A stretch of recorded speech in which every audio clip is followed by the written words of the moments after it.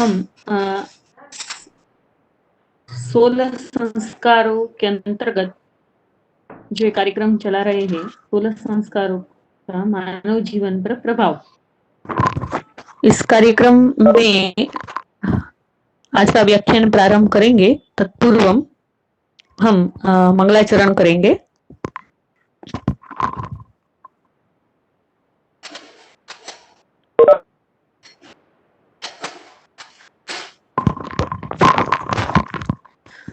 वसुदेव सुतं देवं कंसचाणूरमर्दनम्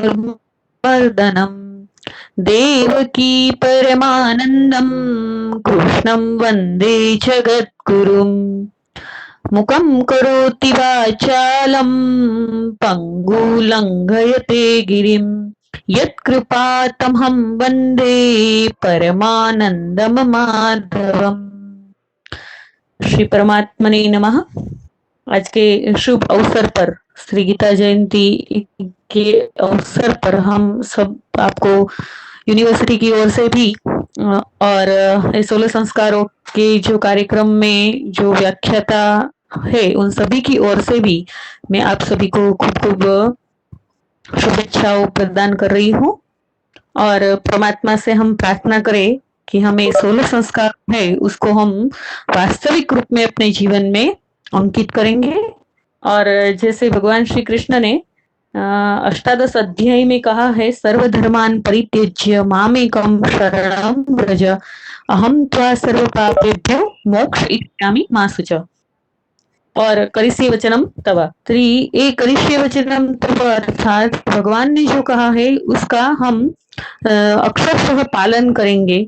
तो ऐसे ही हमारे शास्त्रों ने जो कहा है उसका हम अक्षरशः पालन करके हम सुसंस्कृत बनने का प्रयत्न करेंगे। आज भगवान श्री कृष्ण के चरणों में प्रार्थना करते हुए हम हमारे आज के व्याख्यान है और व्याख्याता उपस्थित है उसका परिचय भी दूंगी।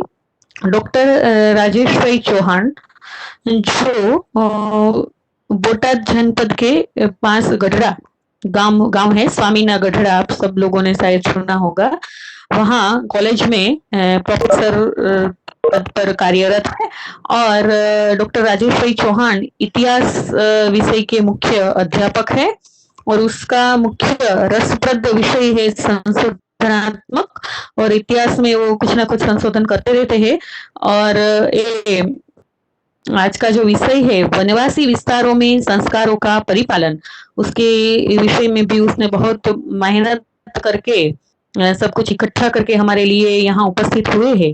जैसे डॉक्टर राजेश भाई चौहान का मैं स्वागत करती हूँ और राजेश भाई को मैं निवेदन करती हूँ वो अपना व्याख्यान वनवासी विस्तारों में संस्कारों का परिपालन इस विषय में हमें जानकारी दे, क्योंकि 16 संस्कार सभी जगह होते हैं लेकिन वनवासी विस्तारों में कैसे संस्कार का परिपालन होता है वो एक संशोधनात्मक विषय है। तो इस विषय पर हमें वो ज्ञान प्रकाशित करे डॉक्टर राजेश भाई चौहान। जी धन्यवाद आशा बहन। पहले सभी को गीता जयंती की हार्दिक शुभकामनाएं। सोमनाथ संस्कृत यूनिवर्सिटी ने जो यह सरस अच्छा सा उपक्रम लेके मुझे यहाँ बोलने का अवसर दिया है, इसलिए उनका भी मैं मेरी ओर से धन्यवाद करता हूँ और आभार व्यक्त करता हूँ। पहले तो मैं इस विषय के संदर्भ में आप बारे में थोड़ी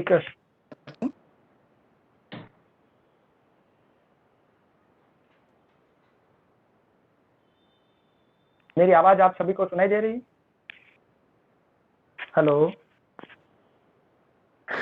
जी आ रही है, बोलिए। जी जी जी। आशा बेन ने मुझे जो विषय दिया है वो विषय एक्चुअली बहुत ही पहले मुझे लगा था कि मेरे लिए एकदम सरल सा विषय है, और जैसे जैसे समय बीतता गया और समय नजदीक आता गया मुझे लगा ये इतना सरल विषय नहीं है।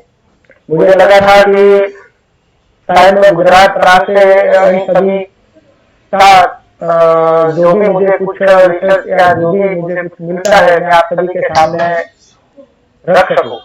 पर मुझे उस बात पे थोड़ी निराशा हुई कि गुजरात में भी कई ऐसे जनजाति है जो वनवासी लोग हैं जिसमें ये 16 संस्कार जो है वो पाए नहीं जाते।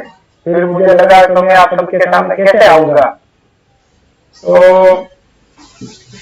झारखंड, मध्य प्रदेश, छत्तीसगढ़ और इन सभी राज्यों से मेरे साथी जो अध्यापक मित्र है इन सभी के दोस्त थे, तो उन सभी दोस्तों से मैंने बात की और मुझे लगा कि आपके सामने मैं कुछ ये बात रख पाऊंगा। वैसे मैं इस विषय का एक्सपर्ट तो नहीं हूँ, पर मैं आपको एक जो भी मैंने इतने कम समय में मैंने थोड़ा सा भी चिंतन और रिसर्च किया है वो आप सभी के सामने रख पाऊंगा। मुझे लगता है ये बहुत ही कठिन विषय है और जो भी विद्यार्थी छात्र इधर कोर्स वर्क कर रहे हैं वो आगे पढ़ना चाहेंगे तो ये बेशक आपको एमफिल और पीएचडी का विषय आप पसंद करके आप उस एमफिल और पीएचडी की डिग्री आप प्राप्त कर सकते हैं। इसीलिए आपको जो भी थोड़ी सी भी दुविधा हो तो इसको बाद में हम अंतिम जब भी हम हमारा लेक्चर खत्म होगा जो क्वेश्चन आंसरिंग होगा तभी इसको हम करेंगे। फिर से मैं सोमनाथ संस्कृत यूनिवर्सिटी का आभार व्यक्त करता हूँ कि मुझे इस 16 संस्कार के कोर्स वर्क में मुझे यहाँ अवसर प्रदान किया और खास करके आशा बहन का मैं आभार व्यक्त करता हूँ कि जिन्होंने मुझे विषय आप सभी के सामने प्रस्तुत करने का अवसर दिया। और मेरे लिए ये अछूता विषय था। मैंने आज तक इसी विषय को लेके कभी सोचा नहीं था कि इस विषय को आपके सामने इस तरह से मुझे रखना पड़ेगा। खैर, हम बात करते हैं 16 संस्कार के। जनजाति विस्तार में जो 16 जनजाति लोगों और विस्तार है उन जनजातियों में 16 संस्कार किस तरह से पाया जाता है। इस तरह मैं पहला थोड़ी एक प्रस्तावना आपके सामने रख देना चाहता हूं कि मानव सभ्यता के इतिहास में भारतीय समाज की एक विशिष्ट पहचान रही है। लगभग 5000 वर्ष के प्राचीन भारतीय सभ्यता में आज भी अतीत और वर्तमान के बीच अविरल कड़िया है। भारतीय सभ्यता अपने अंतर्निहित अनेक विसंगतियां तथा विरोधाभास के बावजूद भी अनेक दृष्टि से आदर्श मानी जाती रही है। इसी संस्कृति की वजह से हम संस्कार जीवन के क्रमबद्ध विकास के लिए आवश्यक है और कहा जाता है कि संसार की सभी जातियों में किसी न किसी प्रकार से संस्कार का प्रावधान रहा है और जन्म से लेकर मृत्यु तक मनुष्य से संबंधित कुछ न कुछ संस्कार पूरा किया जाता है। इसीलिए यहाँ जो हमारे सामने कई शब्द आज मौजूद है जैसे कि आदिवासी, जनजाति, आदिम जाति, वनवासी जैसे अनेक पर्यायवाची शब्द हमें मिलते हैं और अंग्रेजी में ट्राइबल्स जो हिंदी का अनुवाद रूप में हमें सब जानते हैं। आप सबकी संस्कृति, परंपराएं, प्राकृतिक स्थिति अलग अलग है। मुख्य समाज से कटी हुई जातियां, जनजातियां मानी जाती है। इसीलिए आज यह चिंतन का विषय है कि क्या जनजाति विस्तारों या जनजाति लोगों में 16 संस्कार है या नहीं है। पहले तो ये प्रश्न हमारे सामने खड़ा होता है।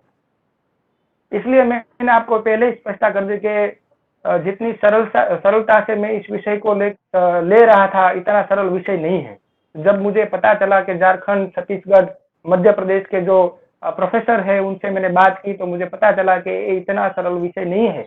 इसलिए मैंने आपसे पहले कहा कि ये रिसर्च, गहन रिसर्च का विषय है और रिसर्च से बहुत ही अच्छी चीज, अच्छी बातें जो आज तक लोगों या हमारे देश के कई प्रांत के कई लोगों के सामने नहीं आई है वो हम रख सकते हैं।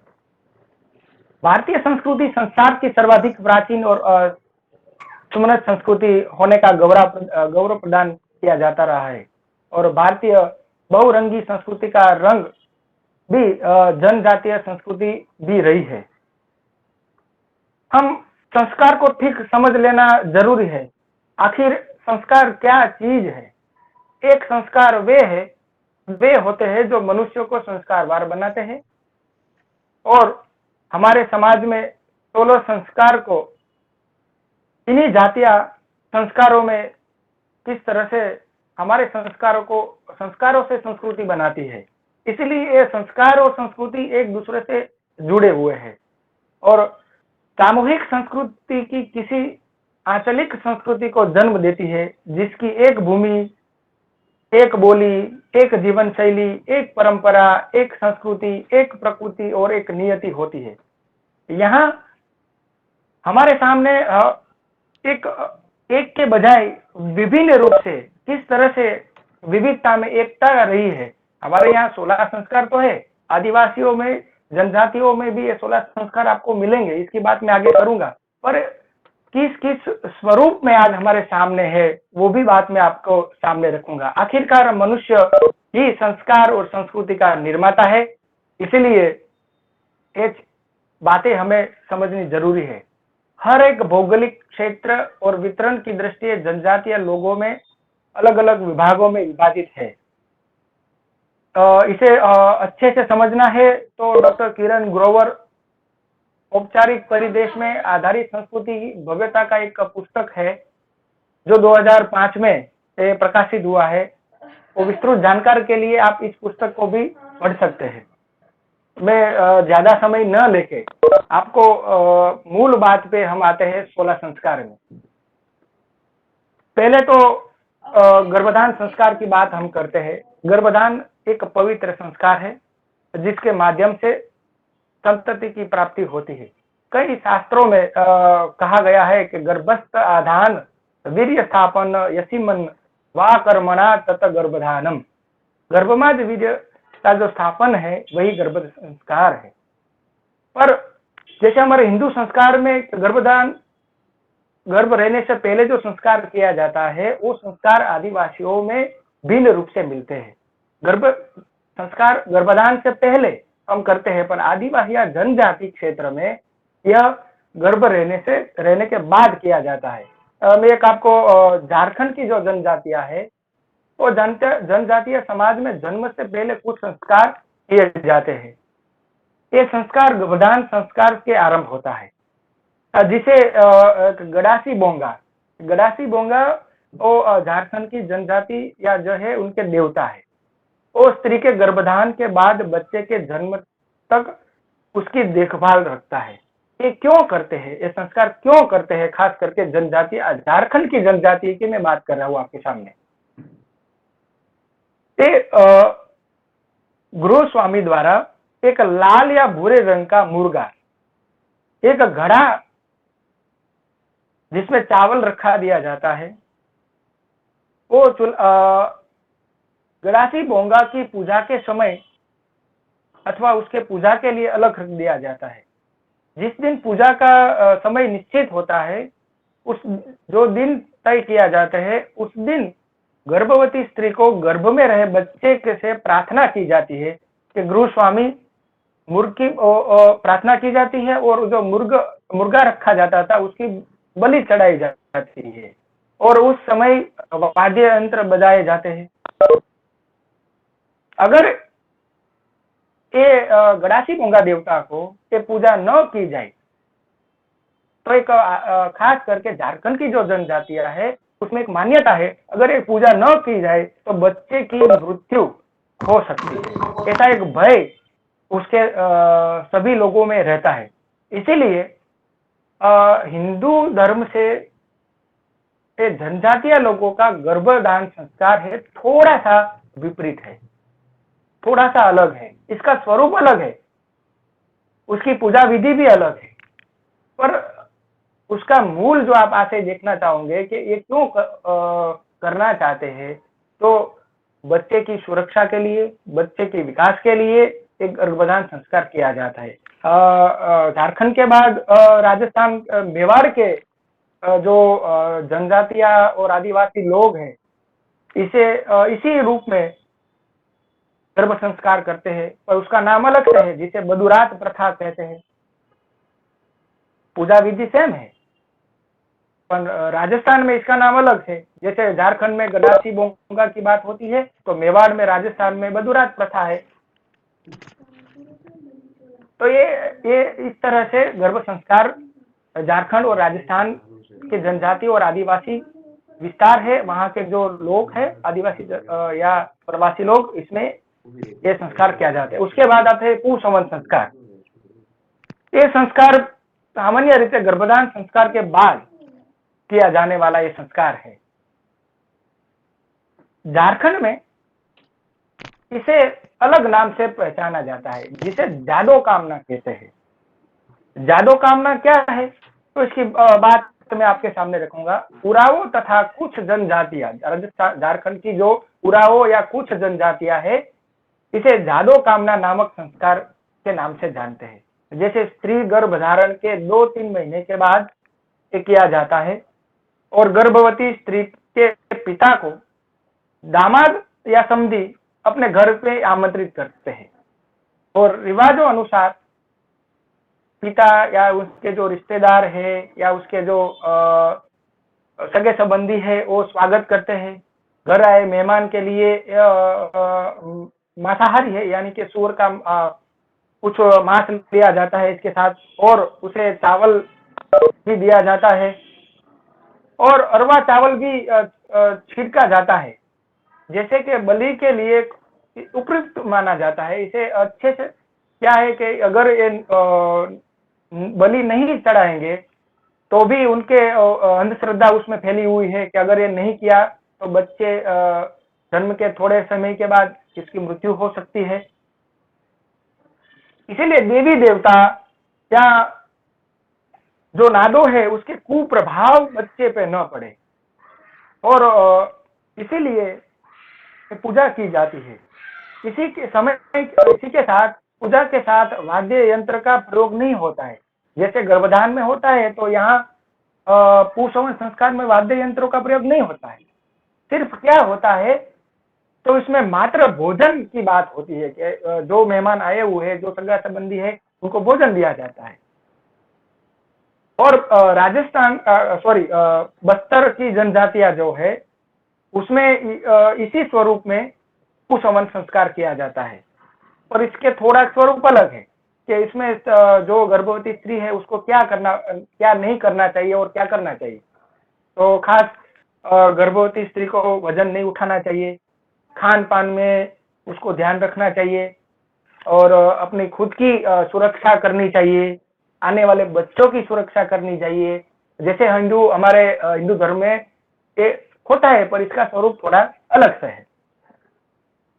अब हम तीसरे संस्कार में आते हैं, जात कर्म, जिसे पुला पोहना कहा जाता है। हिंदू द्वारा बच्चे को पैदा होने के बाद अभिमंत्रित करके शरद और घी चटाने का विधान है। उसके बाद माता अपना बच्चे को दूध पिलाती है। जहाँ जनजाति लोगों में क्या होता है, खास करके बस्तर की जो जनजातियां लोग हैं, उसमें यह संस्कार किस तरह से होता है, तो आदिवासी समाज या जनजाति जो लोग हैं, बच्चे के पैदा होते ही नाल है, तीर से काटा जाता है, जो नाल होती है वो, और नाल को अपने बाड़ी में या अपनी नजदीक के घर के बाहर किसी स्थान पर गाड़ दिया जाता है।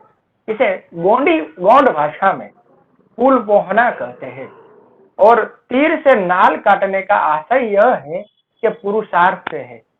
अपने ही बाड़ी में गाड़ना माटी के प्रति उसका समर्पण भाव है। देखिए ये कितना हमें इसकी ओर खींचा जाता है कि ये जात कर्म जो संस्कार है, ये बच्चे को खास करके पुरुषार्थ क्या है, किस तरह से होना चाहिए, ये गर्भ रहने के बाद उसको समझाया जाता है, और गर्भवती स्त्री उसको खुद समझती है। और खास करके जो नाल है, वो नाल बाड़ी में या कहीं आसपास की जगह में उसे मिट्टी में गाड़ दिया जाता है। इसका मतलब है कि मिट्टी से उसका लगाव हो जाता है। तो गर्भ से ही बच्चे को उसका जो मिट्टी से लगाव है, वो भी एक बड़ी बात है यहाँ पे। इसके बाद आते हैं नामकरण। तो जनजातीय या आदिवासी विस्तार में या उसके लोगों में नामकरण दो अलग अलग जगह से हमें दो अलग अलग नाम मिलते हैं। एक नाम तो हमें सखा समारोह मिलता है और दूसरा नाम है नामे पिंजना कहते हैं। जैसे हम यहाँ नामकरण बोलते हैं, वहां उसका आदिवासी और जनजातीय विस्तारों में और लोगों में सखा समारोह या नामे पिंजना उसी नाम से उसे पुकारा जाता है। क्योंकि खास करके उराव जो जनजाति है और नामकरण संस्कार के नामे पिंजना से जाना जाता है। बच्चा 6 माह या उससे अधिक का हो तो माँ बाप नामकरण की व्यवस्था करते हैं, यानी कि माता पिता इसकी नामकरण की व्यवस्था करते हैं। मुंडाओ जनजाति में यह संस्कार छठी के दूसरे दिन मनाया जाता है और बस्तर के जनजातीय जो लोग हैं उसे छठी के दिन ही मनाया जाता है। इसलिए आप देखिए कि नामकरण का जो संस्कार है तो हमें एक ही जगह पे मिलता है, अलग अलग जगह पे मिलता है, पर उसका नाम अलग है, इसका स्वरूप अलग है, उसकी पूजा विधि अलग है। इसका मतलब ये नहीं है कि आदिवासियों या जनजातीय लोगों में ये संस्कार नहीं पाए जाते। अब हमारे यहाँ और जनजाति विस्तारों में जो लोग हैं उसके किस तरह से नामकरण करते हैं, तो उसका मैं एक एग्जाम्पल आपको बताता हूँ। यह नाम प्रायः मूर्त जो मरे हुए उनके पूर्वज हैं उनके नाम पर रखा जाता है।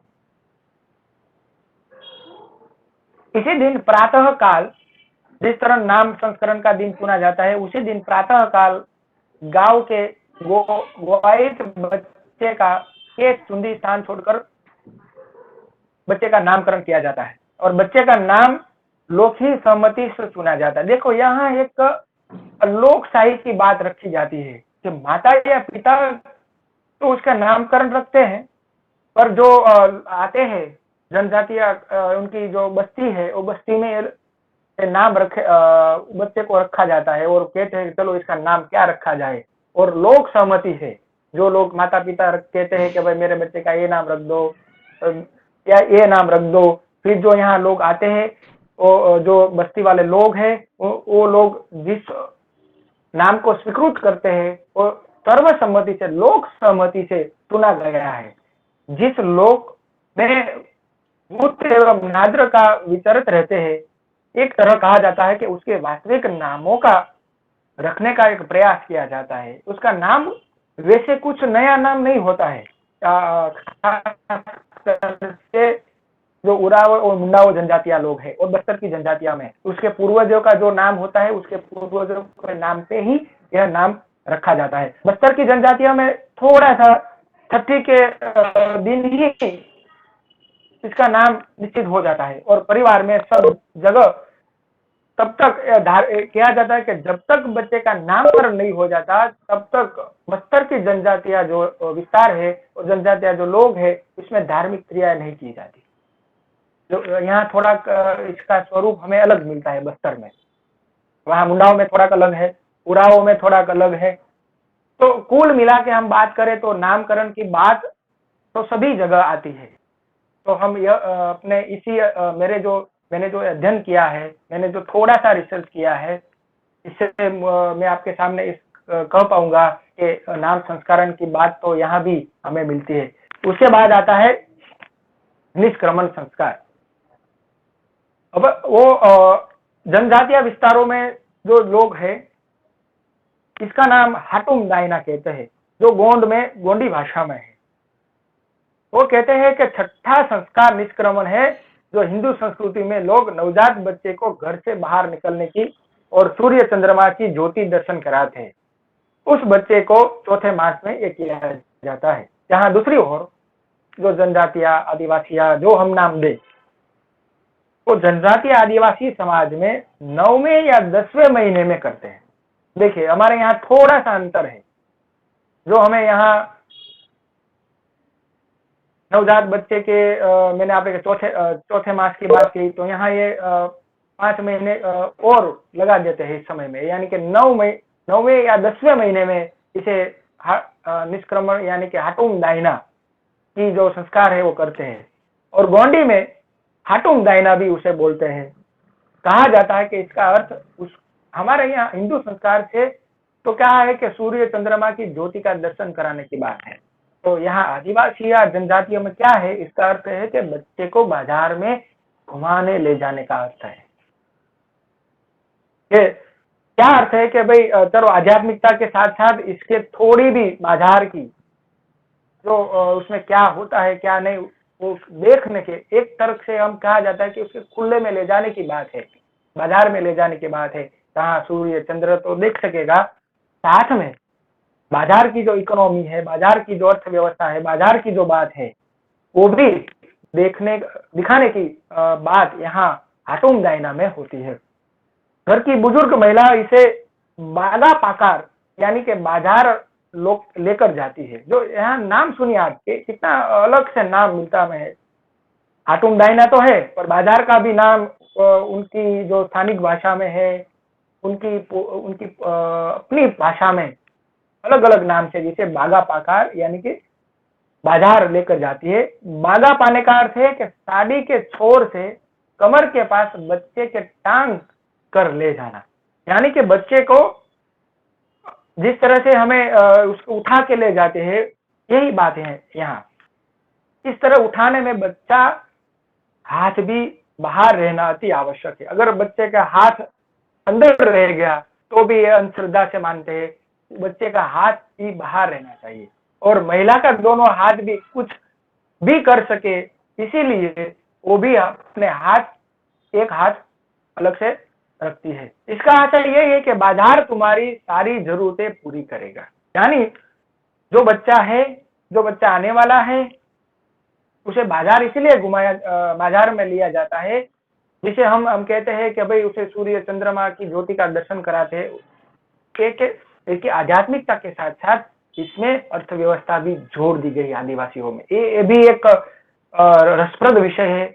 यानी जो लोग यहाँ अभी कोर्स वर्क में जुड़े हैं, ये बच्चे को मैं कहना चाहूंगा, छात्रों को कहना चाहूंगा, आप इसी विषय पे रिसर्च कीजिए। बहुत ही आपको इतना आनंद आएगा कि जैसे जैसे आप इसको पढ़ते जाओगे आपको इतना आनंद आएगा कि एमफिल पीएचडी का विषय बन के आपको 6 लोगों, जब तक किसी लोगों के सामने बात नहीं आई, आप रिसर्च करके आप इसे प्रकाशित करें, यानी आप इसे थोड़ा और ज्यादा रिसर्च के बेस पे लीजिए तो आपको और भी मजा आएगा। इसके बाद आता है अन्नप्राशन। चौथा या 5वें माह के बच्चे को अन्न से मुंह जूठा करवाया जाता है। कोई अच्छा दिन या मुहूर्त निकालकर सुबह से अन्नप्राशन संस्कार किया जाता है। तो इसमें भी जनजाति विस्तार है, उनमें जो लोग है उसमें भी होता है। उसमें सिर्फ फर्क इतना होता है कि कुल देवी के पूजन दिन यानी कि नवरात्रि में अन्नप्राशन करवाते हैं, जिसमें देवी प्रसाद उसे खिलाया जाता है। अन्नप्राशन में नागरवेली पान पर चांदी का सिक्का रखते हैं, उस पर खीर पूड़े प्रसाद बच्चे के मुंह में देते हैं। बहुत से तो सिक्के से ही उसे खिलवाते हैं और कई और तो कहते हैं कि पंडित को बुलाकर भी विधि विधान करते हैं। तो ये संस्कार भी सामान्य तौर पे हमारे हिंदू संस्कार, हिंदू धर्म में जो संस्कार है उससे कई तरह से मिलते जुलते हैं। इसके बाद आता है तुड़ाकर्म यानी बयान और मुंडन संस्कार। झारखंड में नामकरण के साथ ही यह संस्कार मिलते हैं। नामकरण के प्रातः दिन काल गांव का गोड़ाई बच्चे के केस का टुंडी स्थान छोड़कर मुंडन करता है। इस केस को किसी पास के नदी में प्रवाहित कर दिया जाता है। लोगों में यह मान्यता है कि इस प्रकार प्रवाहित बाल इसी प्रकार अन्य लड़का या लड़की के प्रवाहित बाल से सागर या बड़ी नदी में मिल जाता है, तो जिस लड़के या लड़की का बाल जिस लड़के या लड़की के संयोग करता है नदी में, तो वही उसका भावी वैवाहिक जीवन साथी बन जाता है। देखिए ये एक इंटरेस्टिंग है, बहुत ही दिलचस्प बात है। यहाँ तुम्हारे यहाँ मुंडन संस्कार से सिर्फ क्या होता है कि बस बच्चे का केस कुंडन कर दिया जाता है, चुंदी कर दिया जाता है, उसके बाद कुछ नहीं होता है। तो यहाँ देखिए कि जो लड़का हो या लड़की दोनों को मुंडन करते हैं, उसके बाद उसके बाल को नदी में प्रवाहित कर देते हैं, और ये दोनों बाल अगर लड़का या लड़की का मिल जाता है तो उसी समय संयोग बन जाता है, वही उसका भावी और वैवाहिक जीवन साथी बन जाता है। और कहते हैं कि यही जो संकेत मिलते हैं वह ईश्वर की इच्छानुसार होता है। और उसके बाद आता है कर्ण छेदन संस्कार। जनजाति आदिवासी क्षेत्र में इसको लुटुर टुकुई के नाम से जाना जाता है। कर्ण छेदन शिशु के 6 या 7 माह की उम्र में कर दिया जाता है। कान में सोने की छोटी सी बाली पहना दी जाती है और यह कार्य स्वर्णकार या बुआ द्वारा किया जाता है। लड़कियों की नाक छेदन 6-7 साल की उम्र में किया जाता है और लड़कियां नाक में सोने अथवा चांदी का कांटा पहनती है। ग्रामीण युवक कान में स्वर्ण पहनता है। तो ये झारखंड में किस तरह से होता है? यह संस्कार जन्म से पहले दूसरे या तीसरे वर्ष में मनाया जाता है। झारखंड की जो जनजातियां बस्ती है उसमें जो जनजातीय लोग है, इसका संबंध नामकरण के साथ जोड़ दिया जाता है। नामकरण संबंध बच्चे का नाम जिस व्यक्ति के नाम पर रखा जाता है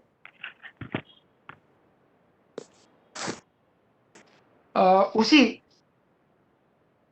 उसका सखा भी है और वही कर्ण वेद में महत्वपूर्ण भूमिका निभाता है। जो आगे हमने देखा कि जो सखा की बात हमने कही थी, वही सखा यहाँ उसकी महत्वपूर्ण भूमिका हो जाती है कि कर्ण वेद के दिन चावल, दाल, नमक, सरसों तेल, नया कपड़ा, गहने उपहार में दिया जाता है। उसके बाद आंगन में समांतर चतुर्भुज आकार का चावल के आटे का एक चौक पर पुआल गूंथ कर रखा जाता है। उस पर गाढ़ का पिघा हुआ एक कुछ रखा जाता है।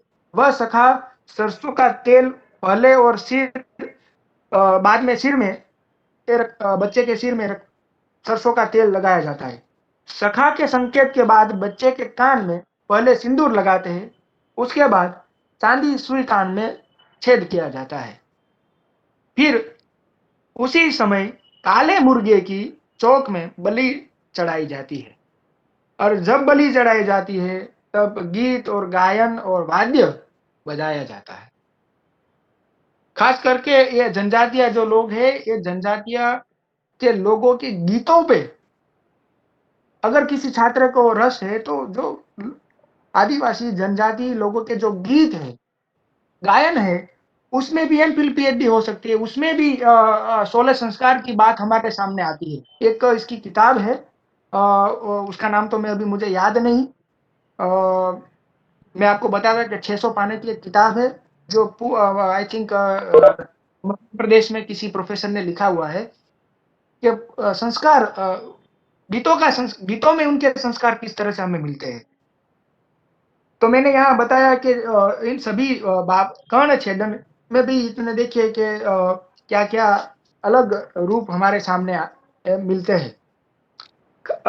जो हमारे वेदारंभ होता है वो वेदारंभ खास करके आदिवासी या जनजातीय क्षेत्र में नहीं मिलते हैं, पर यहाँ विद्यारंभ की बात एक रखी जाती है जो उसे हम कहते हैं कि बेक एडिया या धुमक इंडिया में प्रवेश बोलते हैं, जिसे घोटुल भी बोलते हैं। वेदारंभ की बात नहीं कर रहा हूं मैं, विद्यारंभ की बात कर रहा हूं, जिसे घोटुल सांस्कृतिक पाठशाला में इसको शिक्षा दी जाती है।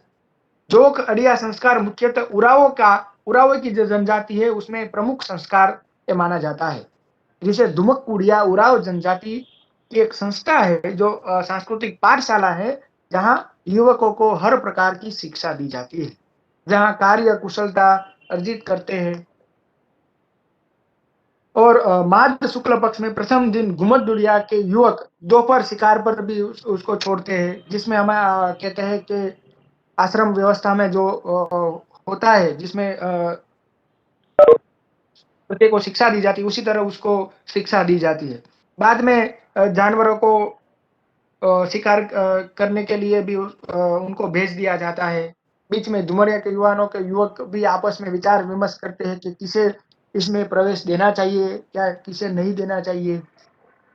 देखिए, प्रवेश विद्यारंभ में प्रवेश यानी कि सांस्कृतिक पाठशाला में भी उनकी जो घोटुल है कि घोटुल में भी उसको कैसे शिक्षा के लिए प्रवेश मिले, यही बात यहाँ हमारे सामने आती है।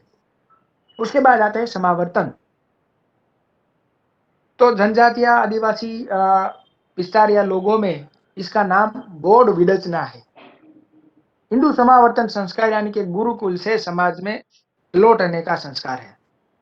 अब यह संस्कार बस्तर आदिवासी या जनजाति समाज में इसे मनाते हैं। इसे वह जोड़ विडचना कहते हैं, जिसका अर्थ होता है कि संग छूटना, यानी लड़का लड़की जब महाला यानी कि सगाई हो जाती है और शादी की तिथि पास आती है, तब घोटुल के सभी लोग उस सदस्य को शिखानी गीत गाते गाते उसको घर तक छोड़ने जाते हैं, जहां घर के लोग संग छुटवानी नेक देते हैं। यानी आप देखिए कि समावर्तन संस्कार जो बोध विडचना यानी जोड़ विडचना भी उसको बोलते हैं, यानी कि लड़का लड़की की जो बात है, संग छूटना यानी कि उसके साथ छूटना, तो इसे इसी तरह से मनाया जाता है। किसान संस्कार में भी थोड़ा सा आदिवासी या जनजाति क्षेत्रों में अलग से है।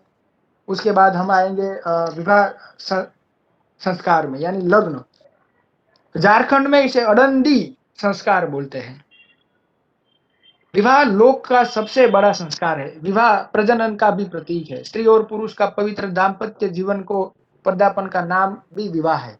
अलग अलग जाति संस्कृति में विवाह संस्कार कई रूप और रंग के हमारे सामने आते हैं। झारखंड में जनजातीय धर्म में प्रकृति, कृषि, पर्व आदि सभी सृष्टि के विकास के लिए विवाह की व्यवस्था की गई है।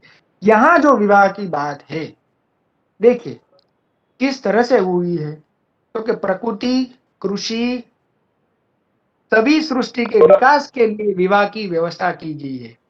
कुएं, पोखर, फूल देने वाले वृक्ष का भी विधिवत विवाह किया जाता है। यानी मैं कृषि जो प्रकृति की बात कर रहा हूं, उसका भी विवाह होता है। कृषि की बात करता हूं तो उसका भी विवाह होता है। धान रोपने से पूर्व अच्छे से फसल के लिए भी विवाह किया जाता है। जनजातीय में प्रमुख पूर्व तर दूल, घरनी और सूर्य के विवाह के प्रतीक के रूप में मनाया जाता है। झारखंड में भी जनजातीय विवाह पद्धति अभिन्न अंग है। लंबे काल तक हिंदू के साथ रहने के उसके विवाह पद्धति का प्रभाव इस जनजातीय में भी दिखाई देता है। मुंडा जनजाति में रिवाजों के हिंदू प्रभाव भी उस पर मिलता है। सांथाल में भी लड़का पक्ष लड़की पक्ष घर न जाकर पड़ोस में विवाह करते हैं, जिसे कुड़ी लेल, दाड़दू, चंदोला दूल, कांसा गलंग, दापरोम, मंगारापी, उली अड़दंडी, छुलदा, सुंदरी टीका वगैरह वगैरह सब कुछ जो दिया जाता है वो सब। तो विवाह में यहाँ जो होता है, यहाँ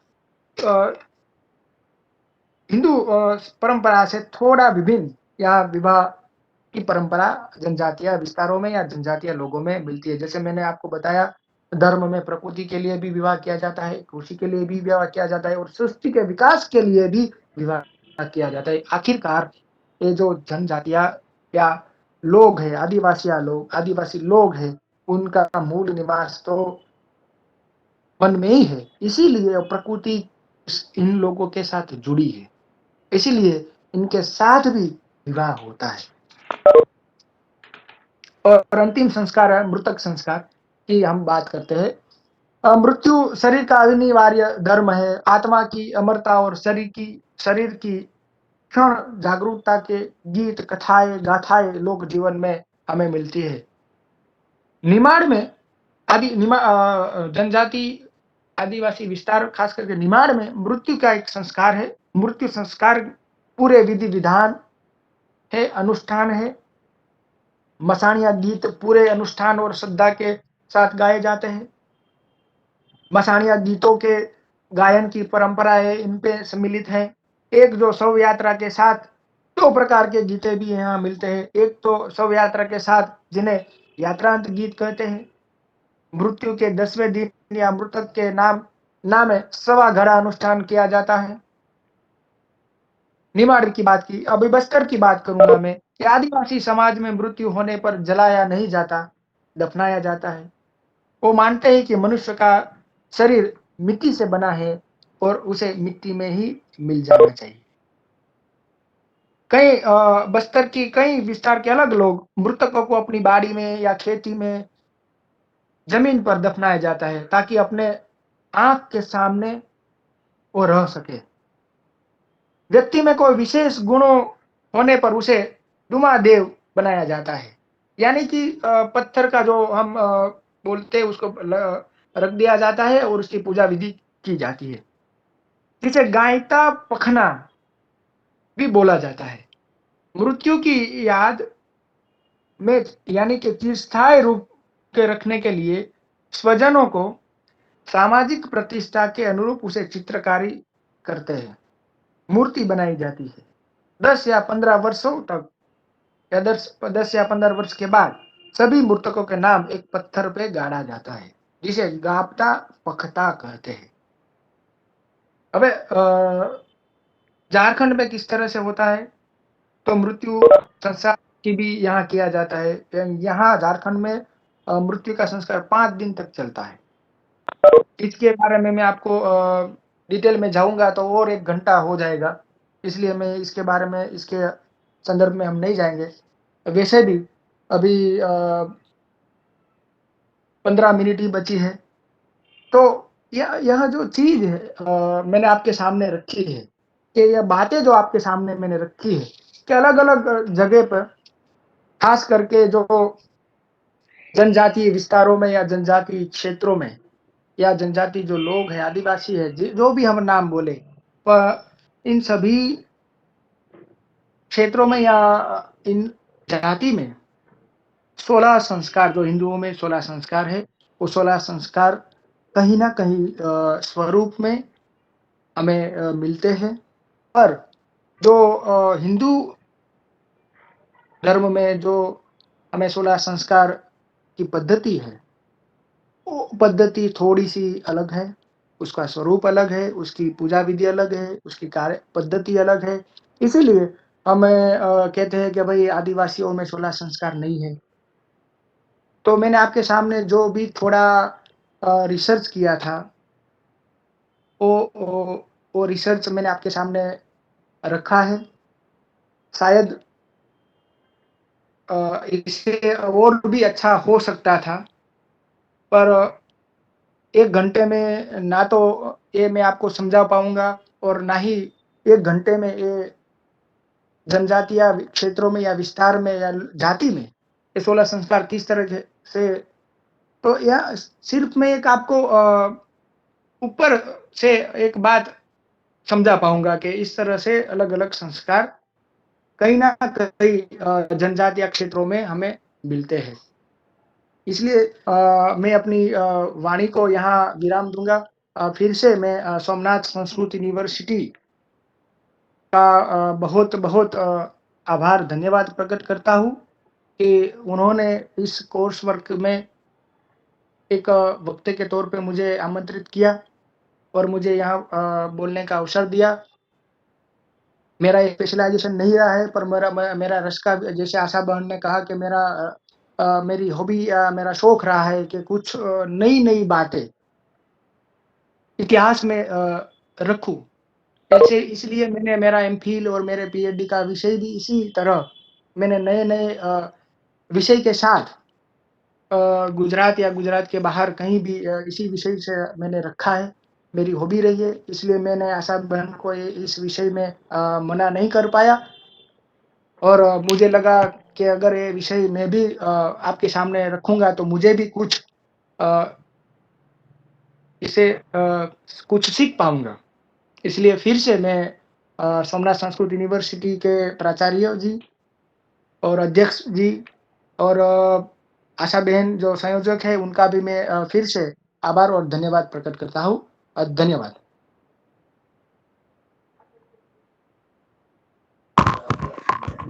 कोई प्रश्न पूछना चाहते हैं तो पूछ सकते हैं।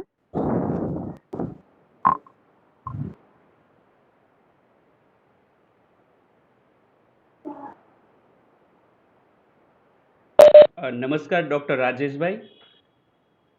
जी नमस्कार। वैसे कुछ महीने पहले हम डांग गए थे, जी डांग, गुजरात के डांग विस्तार में।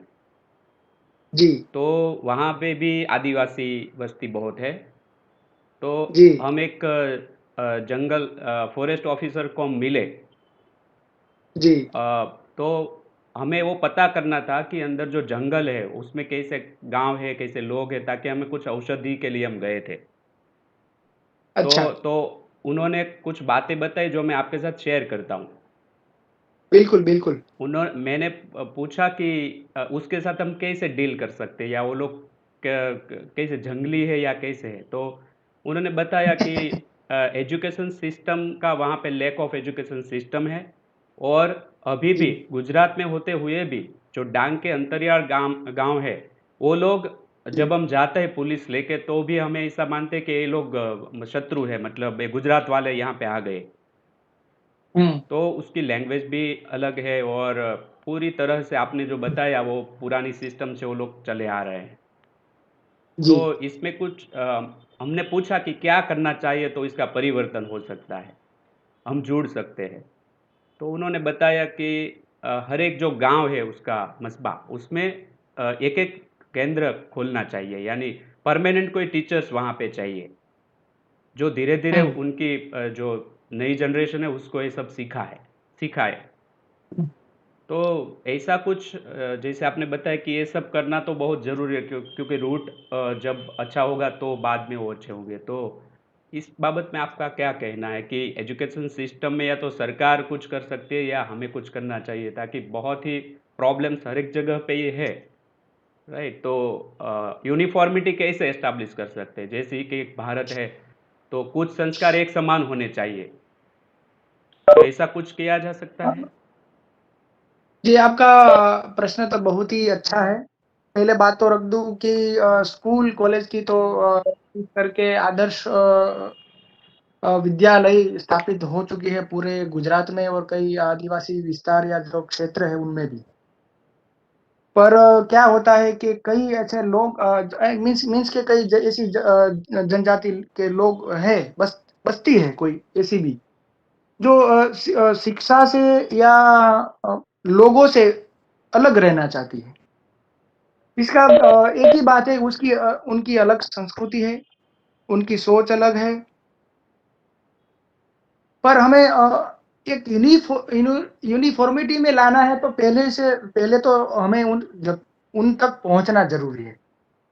जैसे आपने बताया कि जब तक हम उनसे मिलेंगे नहीं, उनसे बातचीत नहीं करेंगे, हम उनसे कह नहीं पाएंगे कि भाई हम आपके दुश्मन नहीं हैं, हम आपके दोस्त हैं, हम आपकी जमीन जमीन लेने नहीं आए हैं, हम राइट। आपको ये क्योंकि आदिवासी खास करके जनजातीय जो क्षेत्र है और उनकी जो जाति के जो लोग हैं, उन वो मिट्टी से बहुत बड़े जुड़े जुड़े हुए लोग हैं।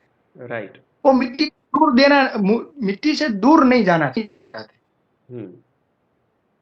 उन लोगों के साथ विकास नाम की जो शब्द है ना, जो वो उनके पल्ले में नहीं पड़ता है। वो यस। बस वो लोग अपनी मिट्टी से जुड़े हुए रहना चाहते हैं और मिट्टी में ही खत्म होना चाहते हैं। इसलिए पहले तो हमें एक चीज करनी पड़ेगी कि हम लोगों को उन लोगों के पास जाना पड़ेगा, उनको बोलना पड़ेगा कि भाई ना तो हम आपकी जमीन लेने आए हैं और ना कि हम आपकी मिट्टी लेने आए हैं, हम तो सिर्फ आपकी जो संस्कृति है वो हम जानना चाहते हैं। राइट। हम आपके मैं आपको बता दूं कि मेरे साथी एक प्रोफेसर है हम्म। सोशियोलॉजी में। हम्म। लॉकडाउन के पहले जो वेकेशन था, हम्म। यानी कि वैसे वेकेशन नहीं था पर वो वैसे वो 15 दिन की छुट्टी लेके गए थे, हम्म। खास करके आदिवासी विस्तार में वहां गए और हम्म। 15 दिन तक रुके। मैं हम्म। भी उसके साथ जाने वाला था पर कई कारणों से नहीं जा पाया। हम्म। तो वो लोग हमें इतना मान सम्मान देते हैं, जैसे यहाँ आपके सौराष्ट्र में हो या कहीं और राज्य में इतना मान सम्मान हमें नहीं मिलता। हम्म। पर उसके साथ हम रहेंगे, उसकी चीजें हम सीखेंगे, उसको एहसास करा देंगे कि भाई हम आप आपके ही परिवार से हैं। राइट। तो तो ये चीज बन सकती है, अदरवाइज नहीं बन सकती। और पर सरकार ने और कई व्यक्तियों ने, संस्थाओं ने काफी प्रयास किया है और काफी प्रयासों के बाद इसका परिणाम भी अच्छे से आया है। देखिए, ये चीज कैसी है कि कोई भी हम शुरुआत करेंगे तो 100% रिजल्ट हमें नहीं मिलेगा। आज हम शुरू करेंगे, आप देखिए कि कई आदिवासी विस्तार या कई आदिवासी लोग आज हमारे यहाँ नौकरी कर रहे हैं। कई आदिवासी लोग जो जनजाति है, वो जो पढ़ती नहीं थी, वो आज ग्रेजुएशन, पोस्ट ग्रेजुएशन, पीएचडी तक हो रहे हैं। पर कुछ ऐसा परसेंट रह जाता है, जैसे 20, 15, 30% तक, जहाँ हम नहीं पहुंचाते, पर हम प्रयास किया तो 70% तक पहुंच सके। अभी थोड़ा और प्रयास करेंगे तो मेरे ख्याल से 70 से थोड़ा और आगे हम बढ़ पाएंगे। जी, धन्यवाद। इसमें सरकार और सभी व्यक्तियों और जो संस्था है, एनजीओ है, वो भी इसके साथ जुड़े, वो भी काम करे। मैं आपका एक नाम देता हूँ जो ऐसे लोगों के साथ जुड़ी है। मित्तल पटेल का नाम शायद आपने सुना होगा। भारत सरकार ने उन्हें पद्म पुरस्कार दिया हुआ है, अगर मैं भूलता ना हो तो। और गुजरात सरकार ने भी उनको एक अच्छे सा अवार्ड दिया है। देखिए, एक चीज इतनी छोटी सी है कि वो जो लोग हैं, डफेर लोग जिसे बोलते हैं, आदिवासी तो नहीं है पर डफेर लोग हैं, जो उन लोगों को रेशन कार्ड भी नहीं मिलता, उनको आधार कार्ड भी नहीं मिलता, इलेक्शन कार्ड भी नहीं मिलता। वो इलेक्शन कार्ड, आधार कार्ड या रेशन कार्ड का काम करने की वजह से गुजरात और भारत सरकार ने मित्तल पटेल जैसी एक स्त्री को ऐसे बड़े पुरस्कार से सम्मानित किया गया। इसलिए करना पड़ेगा। तो थोड़ी जैसे जैसे करते जाएंगे, उसका हमें परिणाम आने वाले समय में मिलेंगे। जी, आभार। जी।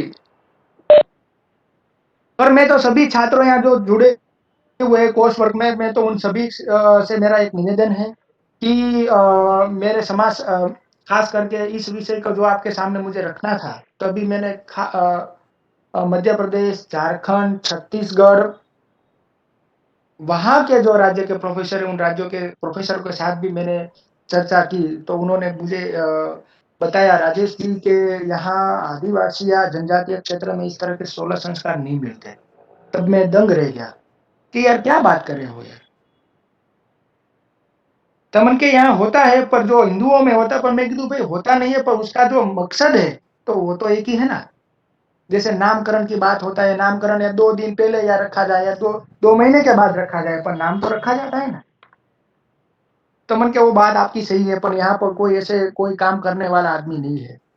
इसलिए मैं आप सभी को एक निवेदन करता हूँ कि जो भी आगे पढ़ना चाहते हैं, एमफिल पीएचडी करना चाहते हैं, वो छात्र इस विषय को ले अपने पीएचडी या एमफिल का विषय बनाए। एमफिल तो खास नई एजुकेशन पॉलिसी में खत्म हो चुकी है, इसलिए एमफिल तो नहीं हो पाएगा, पर पीएचडी जो समाजशास्त्र के छात्र है, समाजशास्त्र विषय के जो छात्र है, इतिहास के जो विद्यार्थी जुड़े हुए हैं, उन सभी विषयों के जुड़े हुए लोगों को मेरा निवेदन है कि आप ऐसा विषय पसंद कीजिए। मैं ये नहीं कहता कि पूरे गुजरात राज्य का आदिवासियों के 16 संस्कार पे आप पढ़िए, पर डांग एक जिला है, तो डांग के आदिवासियों जो लोग हैं, तो डांग जिले के आदिवासियों में किस तरह से 16 संस्कार मिलते हैं, इसका आप एक पीएचडी का विषय बनाएं। तो ये बहुत ही आज मेरे ख्याल से आज तक मैं सोमनाथ संस्कृत यूनिवर्सिटी को बहुत धन्यवाद देना चाहूंगा कि ऐसे विषय लोगों के सामने रखते हैं। 16 संस्कार के बारे में तो हिंदू लोग तो सब जानते ही है, पर आदिवासियों में ये कहाँ से मिलेंगे, ये तो कोई जानने वाला ही नहीं ना। अभी जो जुड़े हुए लोग हैं वही सिर्फ जानेंगे, अगर इससे नहीं जुड़े हुए लोग कहाँ से जानेंगे।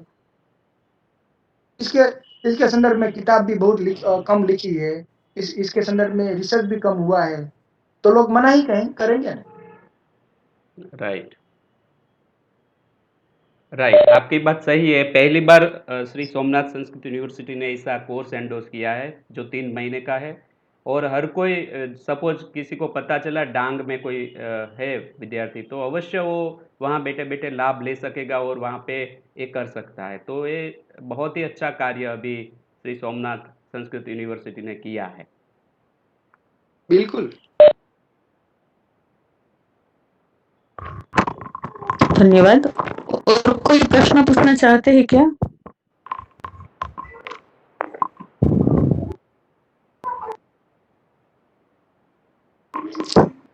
राजेश भाई, आपने जो 16 संस्कार के जो नाम बताए वनवासियों में अलग तरह से उसको बोला जाता है, तो एक बार वो दोहराएंगे क्या?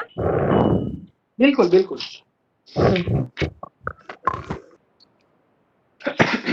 जैसे गर्भाधान संस्कार, तो संस्कार का जो नाम है वैसे तो वही इसी नाम से होता है, पर उसमें एक जो पूजा विधि है, जो पद्धति है, उसमें गडासी बोंगा जो उनका देवता है, उस देवता को वो पूजा विधि समर्पित की जाती है।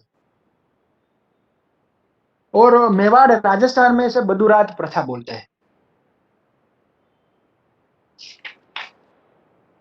फिर पुंसवन संस्कार की बात करूँ तो झारखंड में इसे जादव कापनी के नाम से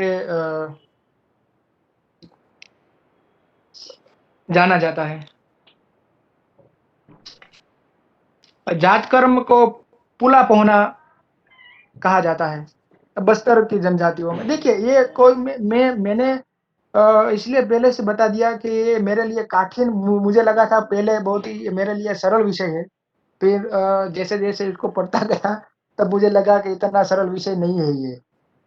तो जात कर्म की बात करूँ तो उसको पुला पोहना बोलते हैं, जो बस्तर की जनजातियाँ हैं उसमें। और पुला पुला पोहना या पुल पोहना भी कहते हैं।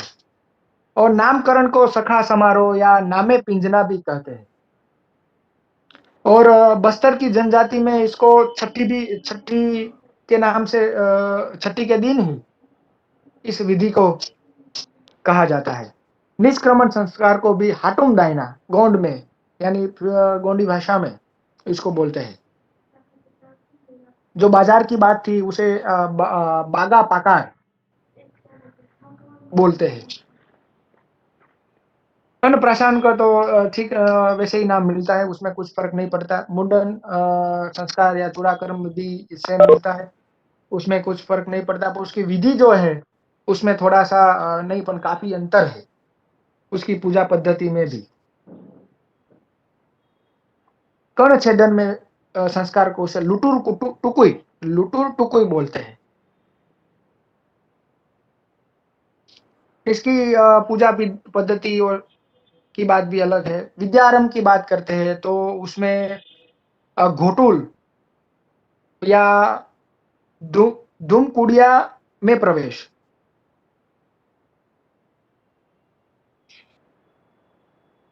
समावर्तन संस्कार जिसे बोर्ड विडेचना कहते हैं या जोड़ विडेचना भी कहते हैं। विवाह संस्कार, इसमें अडंदी, झारखंड में इसे अडंदी बोलते हैं। झारखंड की जो उरू जनजातियां वगैरह उसमें सब।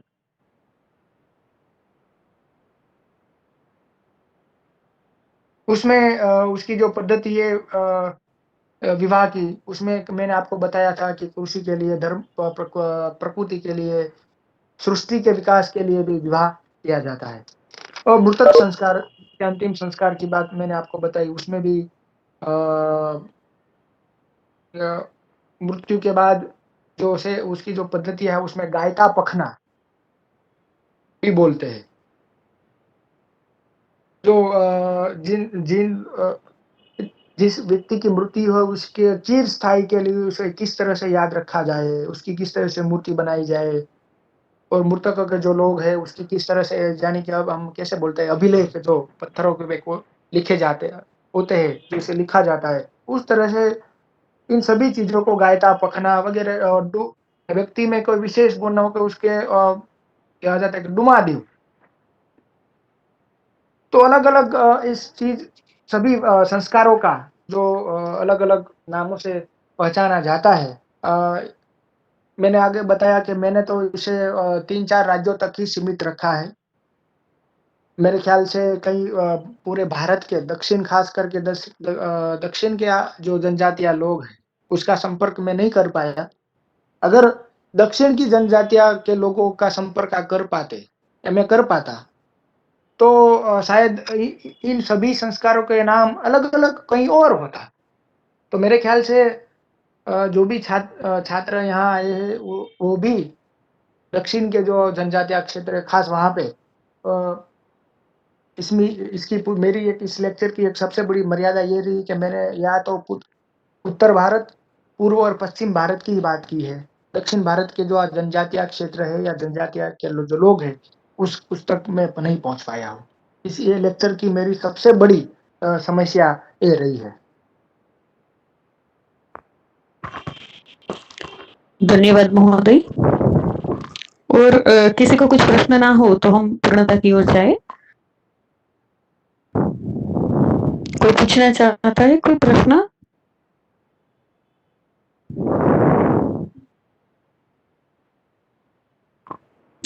अस्तु, पूर्णता मंत्र से हम इस व्याख्यान को पूरा करें इससे पहले मैं डॉक्टर राजेश भाई चौहान का आभार व्यक्त करती हूँ जिसने वनवासी विस्तारों में 16 संस्कार कैसे मनाए जाते हैं और वो लोग कैसे उसको अपनाते हैं उसके बारे में हमें जो समझ दी इसके लिए मैं विश्वविद्यालय की ओर से आभार प्रकट करती हूँ और हमारे अध्यक्ष पंकज कुमार रावल महोदय उनसे उनकी ओर से भी आभार व्यक्त करती हूँ और हम पूर्णतः मंत्र के साथ इस व्याख्यान को पूर्ण करेंगे। ओम पूर्णमदः पूर्णमिदं पूर्णात् पूर्णमुदच्यते पूर्णस्य पूर्णमादाय पूर्णमेवावशिष्यते। ओम शांति शांति शांति। हरि ओम। फिर से सभी को श्रीमद् भगवद गीता जयंती की शुभकामना, शुभ संध्या एवं नमो नमः।